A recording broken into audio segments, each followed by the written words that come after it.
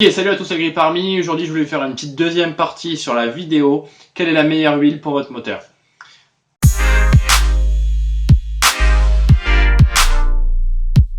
On va faire court dans celle-là. Il y a 2-3 petites choses que j'ai oublié de vous dire et 2-3 petites réactions face à cette vidéo.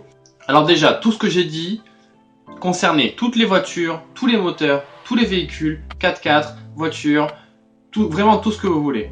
Concernant aussi essence, diesel, voiture ultra sportive, reprogrammée, préparée, ou voiture citadine qui va simplement chercher le pain ou faire des courses ou même vous amener au travail.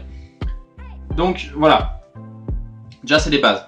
Ensuite, on m'a posé d'autres questions auxquelles je n'ai pas répondu dans la précédente vidéo, forcément. Dans le cas du rodage, qu'est-ce qui se passe? Alors, dans le cas du rodage, plein de gens préconisent des huiles pour roder spécifiquement le véhicule. Ces huiles, comme montré dans le classement, ces huiles ont très souvent, voire tout le temps, des pressions de cisaillement très faibles. Et donc en fait elles vont simplement créer une usure prématurée sur votre moteur. Donc votre moteur va simplement être usé plus rapidement.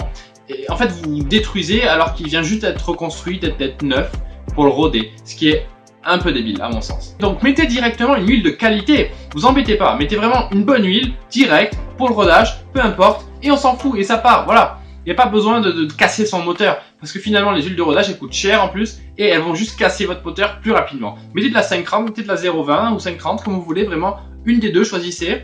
530 c'est déjà pas mal, et voilà, on y va quoi. Pas besoin de prendre des huiles et tout, de mettre du mécacil aussi, ce qu'on appelle des additifs dans l'huile, arrêtez ça. Mettez juste une bonne huile, laissez-la telle quelle, parce que quand on fait des mélanges au niveau des huiles, les additifs après, ils vont avoir du mal, ils vont faire des choses bizarres et des fois on va soit augmenter, soit réduire la pression de cisaillement. On n'est jamais sûr avant de faire le test.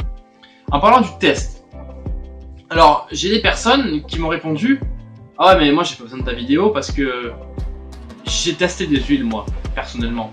Ou je suis garagiste et j'ai testé beaucoup d'huile dans ma vie, tu vois, j'ai essayé beaucoup d'huile et j'ai vu les résultats. Ah d'accord.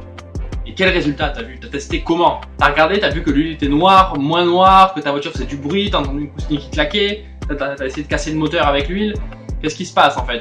Tu te bases sur quoi pour faire un test et dire que l'huile est bien ou pas? Elle est noire, elle pue, ton moteur il claque, ton moteur est cassé, qu'est-ce qui se passe? Voilà, donc...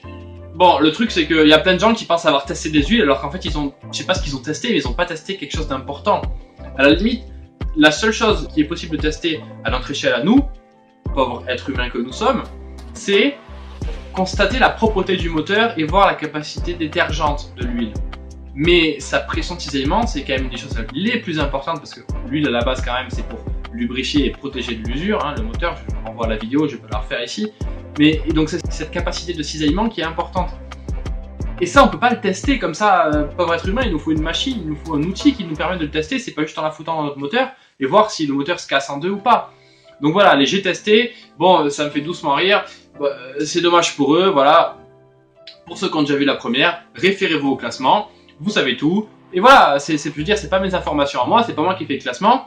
Moi, je ne fais que voir les résultats d'un test scientifique sur le sujet, parce que c'est cette caractéristique-là qui importe. Certes, la température d'évaporation, de coquefaction de l'huile, elle est aussi importante, mais voilà, en général, on n'atteint pas cette température-là, donc c'est pas non plus vraiment la caractéristique la plus importante. Passons. Ensuite, il y a d'autres personnes qui m'ont demandé que faire, comment faire pour remettre une voiture en marche, pour remettre une voiture en route quand elle n'a pas bougé depuis longtemps et qu'elle est sûrement encrassée. Alors, généralement, on fait au moins une vidange, oui c'est vrai. Alors, est-ce qu'on appelle le flush, le nettoyage en fait du moteur, des internes? Qu'est-ce qu'on fait? On fait une vidange et on met de l'huile, on fait tourner un peu le moteur et là on fait plusieurs vidanges d'affilée, on va rechanger l'huile, on va revidanger. On peut faire ça plusieurs fois, ça nettoie bien le moteur, c'est une manière, si vous voulez, de nettoyer le moteur sans l'ouvrir et de bien le faire. Alors il y a plusieurs choix. Soit on met de la bonne huile et on fait des vidanges comme ça. Ça va coûter un peu cher, mais si on a le budget, si c'est une voiture qui est chère, une voiture importante et qu'on n'a pas envie d'ouvrir, dans ce cas, ça peut justifier un coût assez important. Donc après, important, c'est quoi? C'est 30-40 € le bidon, c'est pas non plus des milliers d'euros. Donc si c'est une voiture quand même qui a de la valeur, c'est normal de faire ça. Personnellement, je le ferai. Maintenant, si c'est une voiture qui n'est pas très importante, si c'est une voiture voilà, qui n'a pas beaucoup de valeur, forcément, vous n'allez pas non plus mettre 200-300 € d'huile dedans pour faire 3, 4, 5 vidanges d'affilée. Franchement, je ne vous le conseille pas. Ce que vous pouvez faire, c'est mettre de l'huile minérale ou semi-synthétique, de l'huile pas chère à 10, 20, 30 € le bidon. Bon, 30, ça commence à faire de l'huile synthétique, mais bon. 10, 20 € le bidon, 25. Et faire pareil avec de l'huile donc minérale et de mauvaise qualité, qui est de mauvaise qualité tout. La seule chose, c'est qu'il ne va pas falloir utiliser de moteur, il ne va pas falloir accélérer et même laisser tourner le moteur au ralenti, c'est une des meilleures choses à faire. Alors par contre, il faut bien faire gaffe que l'huile chauffe parce que si l'huile reste à 30-40 degrés, ça ne nettoie pas grand chose. Il faut savoir aussi que l'huile minérale nettoie beaucoup moins que les huiles synthétiques qui ont des additifs détergents dedans. Donc voilà, il faut prendre ça aussi en compte. On peut toucher le carter d'huile pour savoir s'il est chaud ou pas, on ne se bougera pas, vous en faites pas, il ne faut pas non plus rester 1 heure dessus, mais naturellement en tant qu'être humain vous allez sentir si c'est la chaleur ou pas. Le truc il doit être à 90 degrés maximum, hein, si la voiture est au ralenti. Donc voilà, toucher quelque chose à 90 degrés avec une faible capacité thermique comme ça, c'est pas non plus quelque chose de dramatique. Vous n'allez pas avoir une cloque ou des doigts à cause de ça. Donc touchez le carter dans son carter, un peu autre chose, et vous verrez si l'huile est chaude ou pas. Et si l'huile est chaude, bon, vous pouvez refaire une autre vidange, etc. Mais bon, ça prend quand même plusieurs dizaines de minutes pour que l'huile chauffe en général au ralenti. Et en fait, ce qu'il faut savoir, c'est que plus on accélère sur le moteur, plus là les contraintes vont être fortes au niveau des arbres à câble, comme je l'ai dit, parce que c'est vraiment là le seul endroit où l'huile, avec une bonne protection, va faire son effet.